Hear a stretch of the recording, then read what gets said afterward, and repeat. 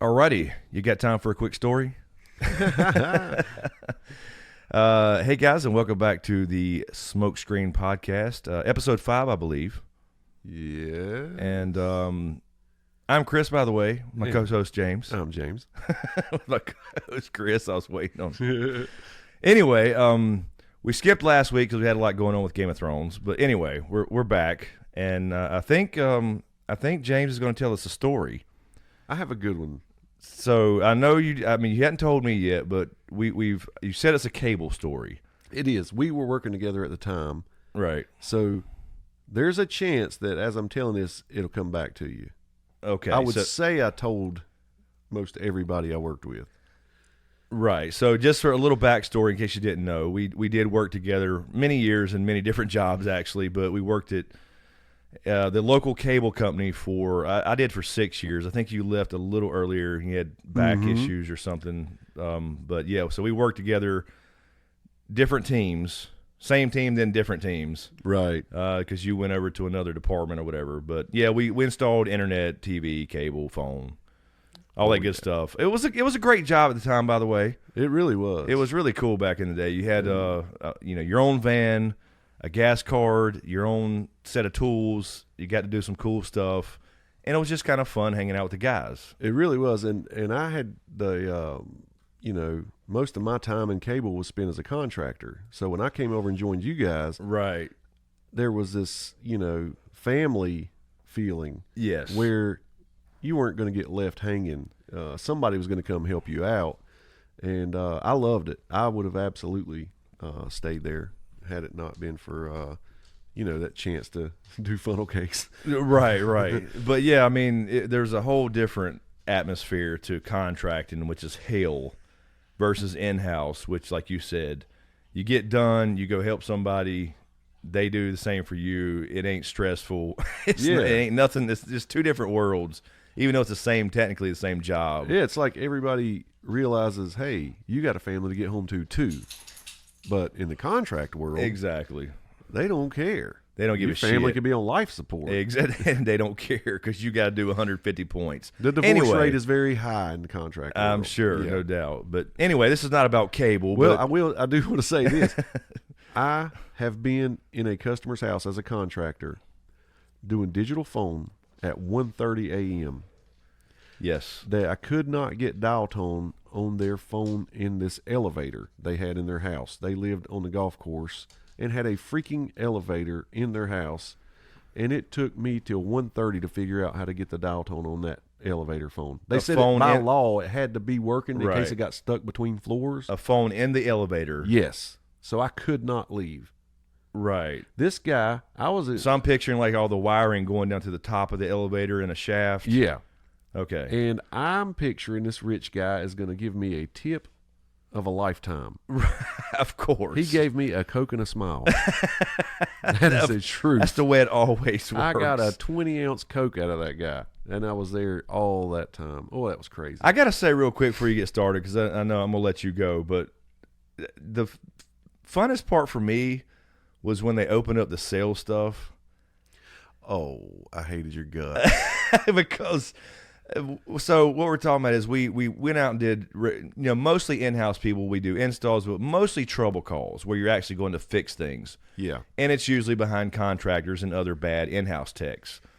So then they opened it up one time and said, you guys can start making some extra money by upgrading people while you're there if you can. Like if you don't have to schedule another call, you already have the equipment on the truck, you can install it and upsell them and all this kind of stuff. And they ran these contests. Yeah. And Chris had a background in sales, in cable, and knew all these tricks and everything. He could look at a customer's account, look at their bill, go in there and say, oh, for $5 more a month, you could do this and that. And actually, most of the time it was 99 cents. Yeah, see, there you go. You could add phone for 99 cents. They couldn't say no. Right. This SOB wanted a PlayStation 3. A PlayStation 3 and basically a half a day off going to Charlotte to pick it up. Yeah, when they first came out, everybody was wanting one. It was a huge prize, man. It was, and they bought extra controllers, so it was like 3 of us out of the whole entire region, and we all met in Charlotte, the main office, and got to hang out for a couple hours and eat and get the PlayStations and stuff. So it was pretty cool. I did about 4 or 5. I had, Yeah. I seen in about 4 or 5 of those papers. But I took pride in going to trouble calls where something was broken and leaving there with points on my upsells. Absolutely. Because I had people that were, pissed off because something was broken. And then while I'm there, I not only fix it, but I get them to upgrade to something else. I don't know. It's just a challenge. That was great. Oh, you were a legend for a little while in the office, man. Everybody was envious of that. And then Josh won that car at that Christmas party. Oh, that's right. Josh Green won the car. Yeah, that was so frustrating. It was a Mini Cooper. Right. Oh, God, that was... Yeah, and that after I'd transferred over to tech and everything, and he was still in the sales stuff, or it came in later, because I never worked with Josh directly. Anyway, just a little backstory. We were cable guys. Yes, we were. So I know some of you guys have asked for a story, and this one just hit me yesterday, and I was so surprised that I haven't told it before. And this one should tug at your heartstrings. Uh-oh. Yeah. I don't know. I don't know if I remember this or not. I go to this job in the middle of the day, and a young lady answers the door, and she's dressed in scrubs like a nurse. I go in, I greet her as Miss whoever is on the account, right? Right. She tells me she's not her and takes me in there and introduces me to her. The lady she introduces me to is probably close to 90 years old. Right. And in a wheelchair. And the lady who answered the door was just a nurse who was taking care of her. Well, as it would happen, as it often did in cable, something caused me not to be able to leave. You know how you got to run like a check, and if the numbers aren't in spec, you have to stay there and figure out. So I was there for quite a while, and plus, me, I always took a lot of time with the older people, trying to teach them what I was installing. Didn't want to just hand them that remote with 300 buttons on it and say, here you go. Right. So, yeah, that's another big difference between in-house and contracting. Yeah, you have time to do the customer education. Exactly. So, while I was there, and the other lady realized I was going to be there for, a little longer, she said, hey, somebody has to be here with her. My shift's over. The lady who is taking my place, the other nurse, is running a little late, but she said she has an ETA of about 20, 30 minutes. Do you mind staying here? I'll go ahead and take off, and you stay here until the other girl gets here. And I said, no, absolutely not. So I didn't mind. No, absolutely not. I didn't mind. Yeah. Okay. And so by this time, I had already talked to the older lady and realized, she had her mind about her. So I wasn't afraid to be there with her. Right. And so I remember I was squatted down, in front of her TV and behind her TV, as you often are, and we're talking, and she tells me that it hadn't been long since her husband died. And I was like, oh, I'm really sorry about that. And she said, yeah, we were married for, close to 60 years, but the last, 3 or 4 years, he was in a nursing home. She said, I just couldn't take care of him anymore. And I said, oh, you had to take care of him for a while before he went? And she said, yeah. So she proceeds to tell me this story. They were high school sweethearts. Yeah. They, had plans to stay in the area and live happily ever after, but Japan bombed Pearl Harbor.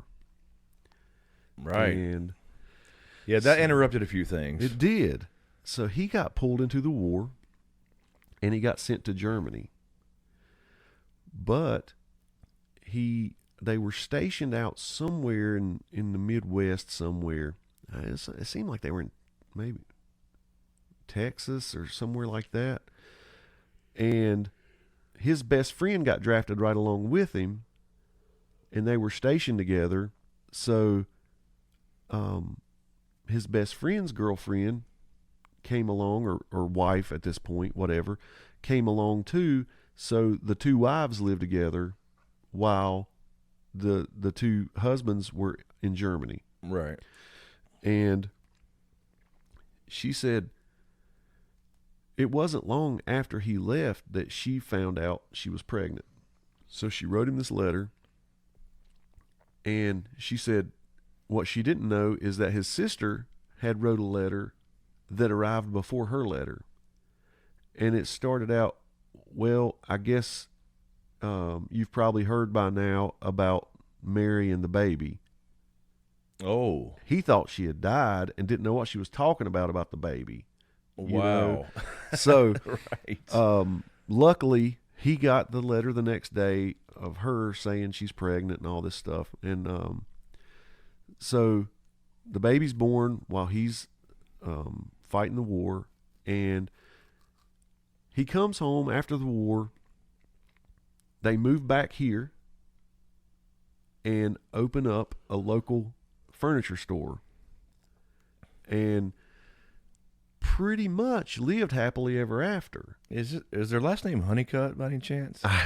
Honestly, I do not remember the last name, and I hate that because when she was telling me about the furniture store, it wasn't anything that rung a bell to me. Right, yeah. But they did absolutely run it until they retired. And then after retirement, they lived together until he started getting Alzheimer's. And she said it, started out easy enough, simple enough, with him just forgetting simple things. But then, he forgot how to dress himself, how to bathe himself. He forgot about, she would have to like feed him and stuff like that. And she said, and then he forgot me. And he was, and then this is when she started tearing up. She said he was so mean to me. I would try to tell him, I would have to lock him inside the house because he would leave and go wander the neighborhood. Right. And so he was almost a prisoner in the house for his own good. And he was mean to her because he did not know who she was. And she said she would just lay in bed at night and cry, wishing he would remember her. And she was trying as hard as she could to take care of him. Well, she said one day he got missing. He went upstairs and they had a second phone line upstairs from where one of their kids lived there. They'd been long gone by this time, and it was just an empty room, empty spare bedroom. But he gets on the phone and remembers his home phone number. From the second line. Yes, and calls his home phone number. She did not realize what was going on, heard the phone ring and answered the phone. And as soon as he heard her voice, he said, "Hey, honey." He recognized her. Damn. And he says, I really miss you. And she starts bawling at this point to me. Right. and she's telling me, and I said, "Oh, honey, I miss you too. You have no idea." And he said, "I don't know where I'm at, but these people are so nice to me." And she said, "Well, you better be nice to them too if they're taking care of you." And he said, "I will, honey, but they won't let me leave the house. I want to see you so bad." Oh, wow. And they commenced to tell each other how much they loved each other and everything. And he was normal. Everything was normal. He said, "I got to go. I got to get back down there before they wonder where I'm at." And he hung up the phone. They said, "I love you." He hung up the phone. And he came back down and had no idea who she was. That's insane. From upstairs. Yeah. And she said, I would sit and I would, try to leave his sight and pray that he would go back up there and call again. so I could have him back again. Right. But he never did. And she said, because of my hope that he would do that and remember me, I let him stay here longer than I should have because he was more than I could handle. And dude, I was bawling, Chris. You know those denim shirts we had to wear? Mine was so stained. I was just crying. I kept wiping my sleeves. And then that other nurse came in and ended the story. But I hugged her before I left and everything, and I'll tell you, I left and I cried all the way to my next job. It was just the most powerful, loving story. Made me hate Alzheimer's.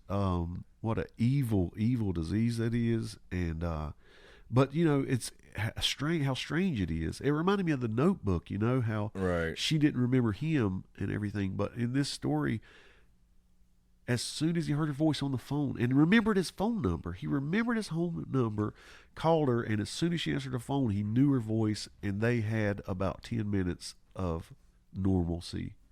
And, Right. That's so odd how, I mean, it tells you something else is going on. Yeah.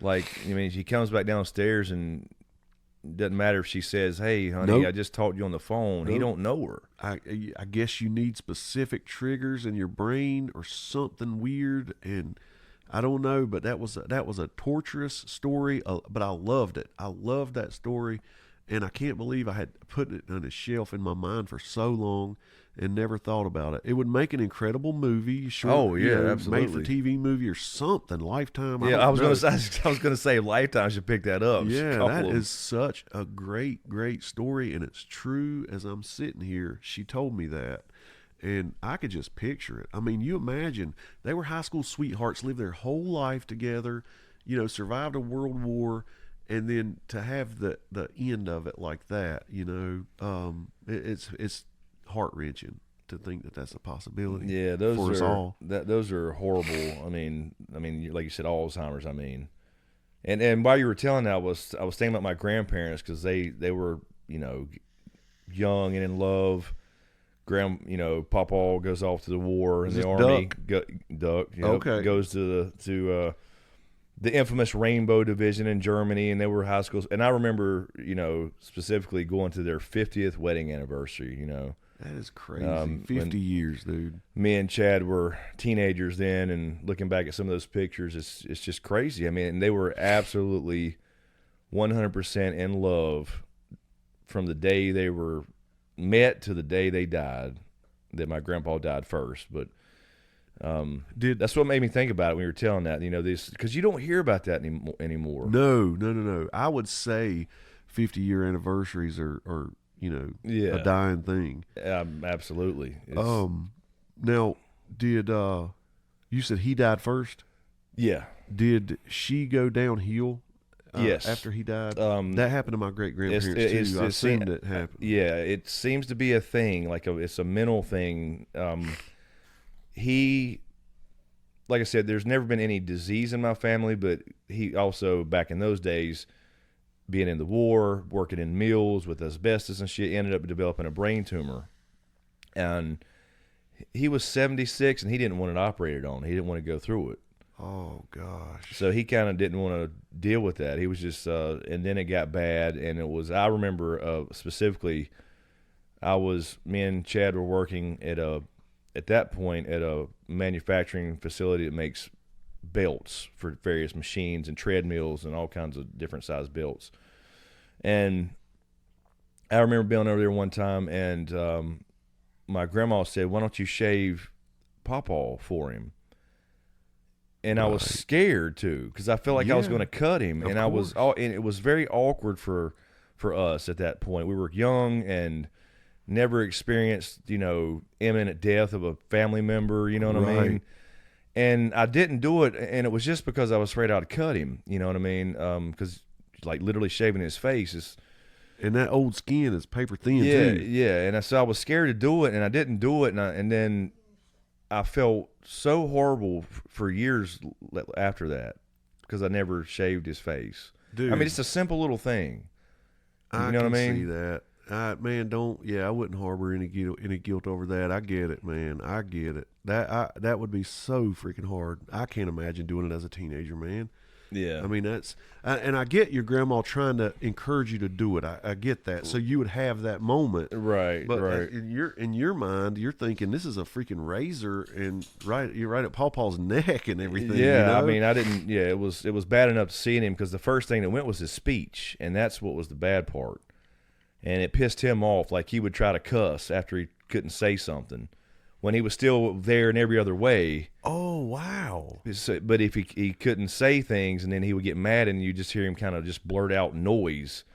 Oh, and, that had to be heartbreaking. And it was, yeah. and we were already it was just terrible to go around, you know. And that was always the place that was our second home for me and Chad. Yeah, you've shown me a lot of pictures and told me a lot of great stories about him. Yeah, I mean, so he know was what he did to you. Yeah, absolutely. He was, I mean, the best man I've ever known. Matter of fact, you actually were going to incorporate his name into a business, and I still think that's something you should think about. Me and Chad actually talked about that.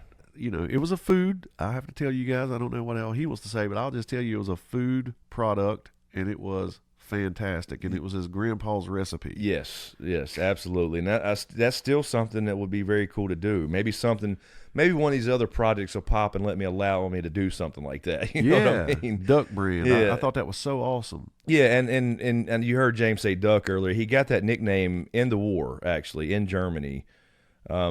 He was, I don't know exactly where, but apparently it was raining somewhere. I think it was Germany, and he was like kind of squatted down on this thing under a roof on the edge of a building, and the way he was squatted, he was squatted, and his buddy started calling him and said he looked like a duck, and that was his name ever since. I never heard my grandma call him Glenn.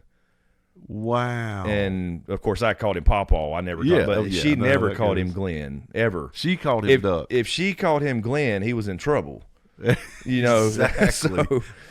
So it was Duck, and it was just cool to hear that story. And of course that reminds me of asking him about war stories and stuff when I was a kid. Yeah. And he didn't want to talk about it.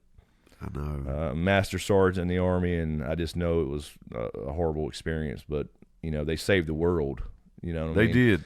And recently, actually, me and Chad found this group on Facebook for the Rainbow Division, and we joined it. And people submit their pictures of their grandparents or whoever's, because it was a pretty famous infantry division in the Army.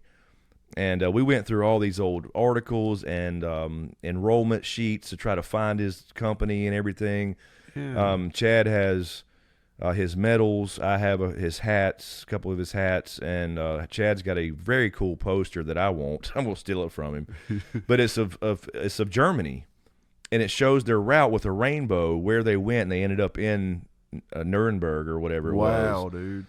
So it was a really cool map, and it shows all where they went, and then they all signed it. Now that is really and cool. It's in a frame right now, I think, in Chad's I mean, they're packing up to move, so I think it's sitting in his garage. But really cool stuff to think about, and really cool to think back to. I mean, these were men. Oh yes. In these days, I mean, imagine that you're 17 years old and you're off fighting in a war, getting shot at, and whatever, and it's just a whole different atmosphere these days.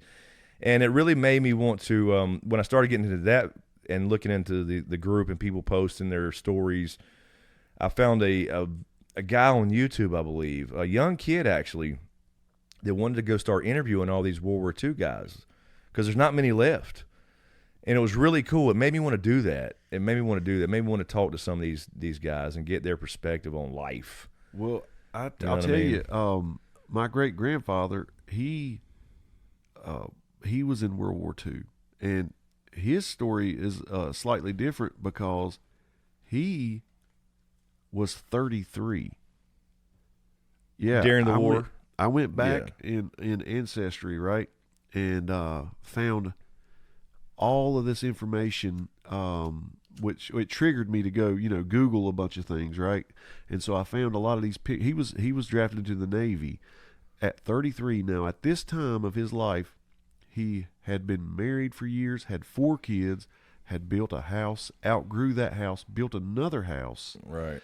and was well into his career at the mill, and had to go fight a war with, like you said, a lot of 70. I've looked at muster reports, and he's the oldest dude on the ship, Right. a private first class. Yeah. You know, I mean, And that's an old age for a draft. it was very old. Yeah. And so, but through the, miracle of the internet, I was able to follow his route. I was able to follow from the time his ship was actually built, put into commission. He got on it, rode it down from the Gulf of Mexico down through the Panama Canal, came up the other side, went to Hawaii. And when they cross the equator, they're called a shellback, and I've seen his Right. shellback certificate and all this stuff. I was going to say, they get is there a patch? I don't know if there's a might be patch. a patch I know for there's a that. certificate for sure. I've seen it, but he went and he was in Okinawa. I looked at all these muster reports, and I knew where the ship was on certain dates, Right. and where he was when the atom bomb was dropped. And then so I Google, how many miles could the mushroom cloud be seen, and all that, and I Right. was like, my great grandpa could have possibly seen the mushroom cloud, when it was dropped and all this stuff. After the war, after Japan surrendered, his boat patrolled the coast of China, and then came back, was decommissioned. He went back home, so he was on the boat the whole time the boat existed. Right. And then he got decommissioned. when he Yeah, left. and so I just thought that was fascinating, because just like your grandpa, my uncles and my mom and everybody says he would never talk about it. He wasn't. You would think, that being such a big thing in our minds, that would be one of the things when you're in the rocking chair that you bring up. But evidently, it was horrible. You know what I mean? it's something you never not. forget. Yeah, I don't think it's something you're proud of. Right. Of things you had to do. Yeah. And it's just it's Because we're so romanticized by the Oh yeah, idea yeah. of it. We all you love know? the entertainment of war movies Yeah. and seeing people violence on the screen or in a ring Yep. or sport, whether it's boxing, MMA, and whatever. But When it comes down to when it, it comes down to the real deal, yeah, that's got to be insane. it has to be, man. But again, it's just the internet. Allows you guys to see. It's Follow your grandfather's tracks, and I follow. really cool. It's really my cool great to be able to grandfather's see wake. that stuff. Yeah. It's crazy, man. We live in a very privileged time. It's really cool. I don't know. I hate to start us off on such a downer, but I just thought that was a fascinating story that somebody needs to hear, and then Yeah, well, I mean, Share it brings perspective, about what the fuck's important. You know what I mean? that's right. We're all living in this digital, we want all this stuff world, and we're all guilty of it to a degree. And there's nothing wrong with having goals and dreams and wanting things, but these people who we're talking about, whether it's my grandpa or your uncle or that man that you were talking about from the story, they made it possible. It's a sacrifice. They Unbelievable absolutely made it sacrifice. possible. So when I hear a bunch of, I don't know, I'm not saying anti-war because everybody's anti-war. Right, of course. But, yeah.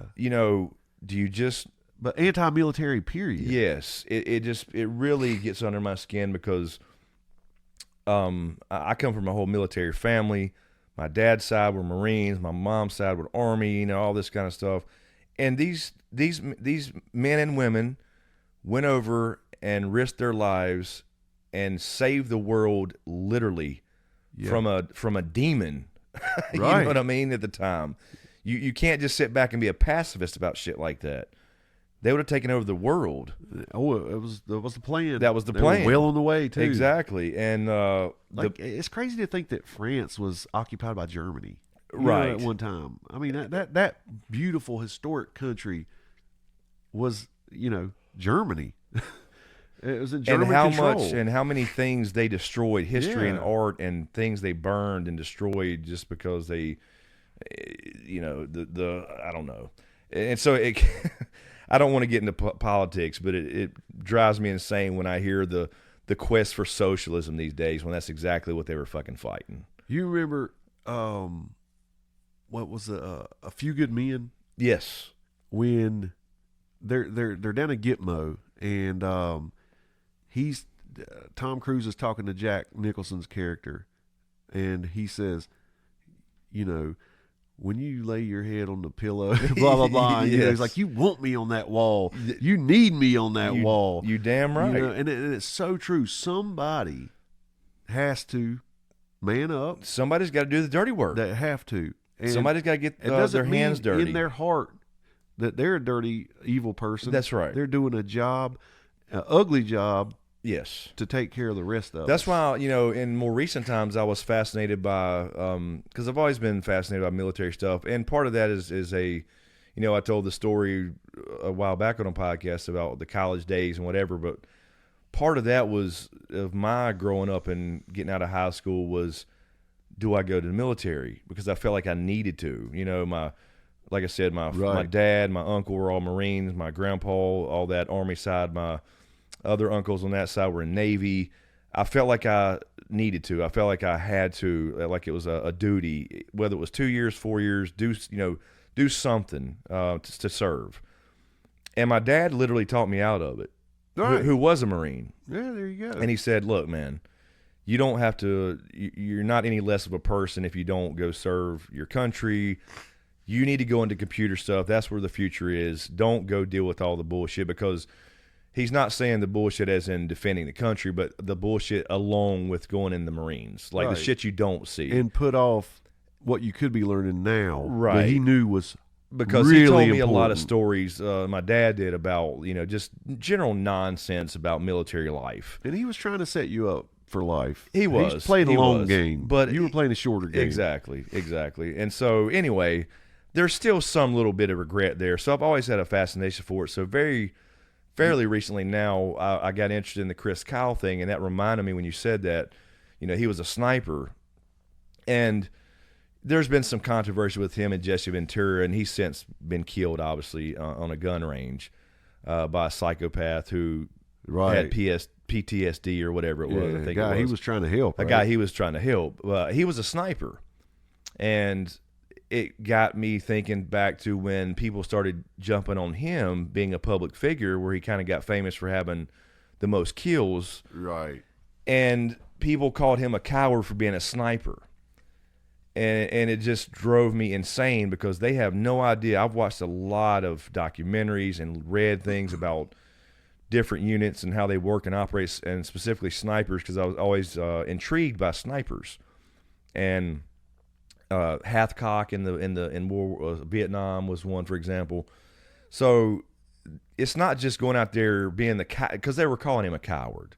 Basically saying what he wasn't where the fight was, he was hiding. Yeah, he was getting to hide somewhere like it's that easy. Exactly. And you don't realize how many Marines he saved. Yeah. Because he's Overwatch. Yeah. He's telling them what's happening, because he's the eyes. And he's putting himself in harm's way out there by himself, hiding. Yes. If he got caught, he's dead. And they know he's there. Yeah. He had a bounty on his head from everybody in Iraq and all that stuff. So anyway, it just got me on a rant back in the day about that whole shit, where they're attacking these guys who are out doing, like you said, the dirty work, getting their hands dirty to allow us to sit around here and do podcasts. That's what it allows. It does. I mean, it's just the bottom line. Who was the NFL player that? Pat Tillman. Tillman, yes. Navy Pat SEAL. Tillman. He gave up millions. He just walked away. Yeah, 9/11. I think 9/11 was a huge recruitment. Oh, absolutely, a huge catalyst. Yeah, I remember saying that pull. I got evacuated from Charlotte at the time because I worked in big buildings down there in IT, you know, and I tell you what, Camden was a year old. Wow. And I was so thinking about it. Oh, sure. I'm sure everybody was. I did too, yeah. But it was like, you know, I didn't go when I was 17, 18. Maybe I should now, you know, because anyway, so. But yeah, there needs to be that person. You know, every generation needs those people. Yeah. I hope for the future of the country's sake that the Pat Tillmans and the who's the guy Chris Kyles are being bred out there. You know what I mean? Yeah, and I hope there never have that needs to be kind of another patriotism. Yeah, I hope there never needs to be another. I do too. Of these type of people, and there's so many other unknown names, just the Johns and Joes Yeah. and of the world who's out there that are not in books and That's whatever right. rack up kill counts or whatever it is, but. Yeah, From I mean, the Minutemen to the Rainbow. Yeah. Guys, your grandpa was in. I mean, you need people. I was going to say it got me interested in the history of things, and it I think I hadn't said it on here before. Me and my dad used to fly model airplanes. Oh yes, and he still does on occasion. But we went out for a couple years and flew. I mean, we did when I was a kid. But I didn't appreciate it back then, So of course, when I got older, me and my dad would go fly, and we both got replicas of the Tuckasegee Airmen. I love that plane, and that was my favorite plane of all time. It still is. Yeah, and that was a very cool thing to get into the history of the first Black Squadron and all these kind of things. The first Navy diver we watched, that movie was based off of it. Just read about him the other day. That little thing popped up in my feed about him, the real dude. Yeah, exactly. So it got me, knowing my grandpa and my family were involved in actual war. It got me interested in the history of some of these things and how it went down. So I mean, you can learn a lot from it. But I think it's really cool that you brought up that story. And to remind me of my grandpa and these other people. It's always good. Because they have a perspective nobody can possibly understand. No, sir. And they call them the greatest generation for a reason. They literally saved the world. Yes, they did. And we get to sit around and kind of reap the benefits of it. All of us. Everybody in this should country. be thankful. Everybody. Every time, to me, when the national anthem's played, That's right. I believe it should mean something. Right, and that's why it's a touchy subject when you have protests and all that stuff. And I understand. Yeah, and I that. didn't even. I wasn't even thinking that when I brought it up. Yeah, I swear I wasn't. But as soon as I said national anthem, that did come to my mind. Right, and the thing is they're protecting that right. That's right. To protest. They did. But you can't. But you have to understand why it pisses other people off too. Do it in a different way or whatever. That is what they're saying, and essentially in those arguments, but. I mean, there's nothing wrong with nationalism, just straight national. There's nothing wrong with being proud of your country. Because it's brought more people out of poverty and lifted the world out of poverty in so many different ways and bettered the world in so many ways, regardless of the sins of the past. That's right. That we have to acknowledge and teach, but let's not harp on it. Amen. You know what I mean? Let's agree. Realize that these men we're talking about, whoever they were, wherever they were from, every single person in the world has benefited from them and what they did. And not just Americans. I mean, the Allied forces, British, everybody. Absolutely. Australia, all those guys. So anyway. The world is a better place. I didn't mean to get into a political rant. No, I know, and I didn't mean to lead it there. I swear. I was just feeling patriotic when I said that about the national anthem. Yeah. Anyway. But, I've always been fascinated by war and war stories all the way back from elementary school. A lot of my papers would be about that. But I will recommend something. On Netflix right now is a Vietnam War documentary series. Who's the guy who does Burns? Maybe I'm wrong about that. I'll have to look it up. But Ken Burns. He does he did baseball. He does these amazing documentaries. He does this, and I like each episode is maybe an hour and 20, hour and 30 minutes long. It goes way back to the 40s when it starts this documentary and explains, how we got stuck there in this hopeless war. And I feel for those guys, but I do recommend it to any of you documentary lovers, war documentary lovers. It's so well put together, well crafted, and it leaves no stone unturned. Highly recommend that. Yeah, I enjoy them too. I enjoy, and it got me into Civil War stuff even back that far, and looking at that. My stepdad was a Civil War buff. My dad is. They looked into all these things, and it got my dad looking into ancestry, like you said before, pulling old draft cards and service records of our recent family and stuff like that. And all the way back to the Civil War. I mean, it's Right. just it's crazy. And it's cool to look back and get that perspective and try to put yourself in their mindset or their shoes for a minute. These, I would say, regular old farmers back in the day who were just there where they're trying to do what they could for their families and bring in, $10 a week or whatever the hell it was. And then here comes somebody saying, you got to report to the nearest fucking fort exactly. or whichever branch it was. You know what I mean? So it's insane to think about. Never miss an opportunity to talk to an older person. Do not. And if you're lucky enough to still have your grandparents around or your parents, if they're older, let them bend your ear a little bit. They have some fascinating stuff to tell. Now, I'm telling you, there's a whole different perspective out there. There's a movie in everybody's story. Oh, yeah. It just has to be told right. Exactly. But listen to them, and they will blow your mind. And we'll be them one day. Yeah. Yeah. And we said before, we mentioned our generation coming from the 70s, late 70s, 80s to now it's insane to think about the leaps and bounds in technology. And we talked about some of the stuff before. No internet, no phones. You'll be the guy talking to your grandkids. I'm telling you right now. Paul, tell me about a VCR. Exactly. Yeah. Exactly. This is what's going to happen. I'll never be Duck, but I'll have some stories. But it won't right. be the. I mean, like, I have done nothing compared to him. I'll never have done anything compared to what he accomplished and the things he did for his country and family and all that stuff. But still, we'll have a unique perspective. We will, and they will, and we'll be stars in their eyes, just like he was in yours. You will be. Maybe. You just will be. Maybe. I don't know. That's all you can hope as a parent is to just, I don't know.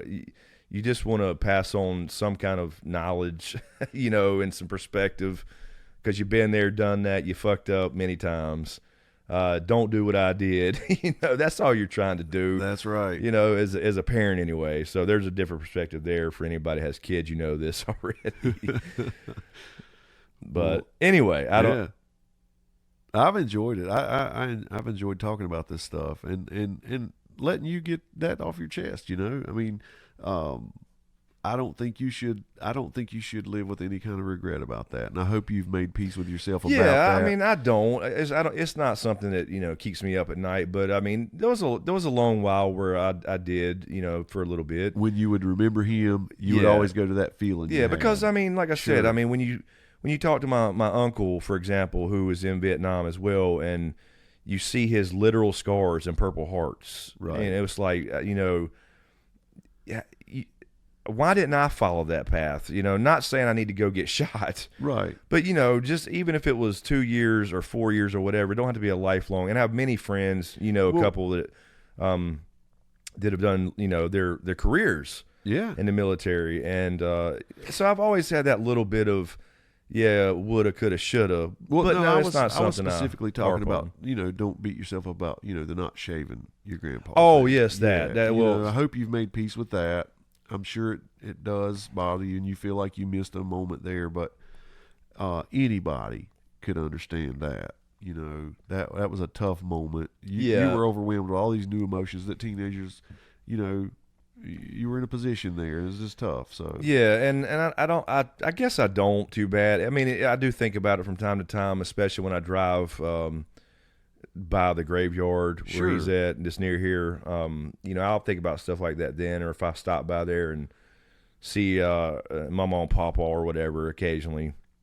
But no, I mean, it's not something that where I'm harping on it or whatever. But I'll always think about it. I'm sure, like absolutely, miss something there, but hopefully he didn't take it in a bad way. Damn well he's remembering the same things you were remembering about the fishing trips and all that stuff, and that camper you showed. Exactly, the camper. I was going to say the camper was awesome. I know, man. And look, you still camp. Yeah, I mean, absolutely. That's a big part of your life that he instilled in you. So. It really is going out in the woods. Yeah, get out in the woods and find a river. What's funny is. Speaking of that, he used to occasionally go. He wasn't a big hunter, but him and my uncle Charlie, who was known for his cooking, went out one time and Charlie shot him by accident with a shotgun. Luckily, he was far enough away and his back was turned. Oh, So the shot had spread out enough and not hurt him real bad, but he thought It reminds me of what's his name? that was before you went out with orange vest on to hunt, Yeah. or whatever. So he thought he was a deer. It was the vice president. They just made a movie. Yeah, about they it. made the movie about That's it. what that reminded me of when you where Dick Cheney shot Dick somebody. Cheney, he shot the dude. Yeah, so that actually happened to my grandfather, my uncle. Oh my god! And they told it as a funny story, but I'm sure at the time he was probably like checking his shit. Oh hell yeah! Anyways, I thought that's why you wear orange vest. Exactly. That's why there's regulations now, and know where the hell you're at in the woods and whose property you're on. Don't go trespassing. Anyway, but yeah, that was really cool. We didn't know what to expect from. You said you want to talk about this story. Yeah, we didn't heavy as, on my mind. as usual. I'm glad I got to share it. Yeah, as usual, we don't know where these things are going. We just sit down and chat about things.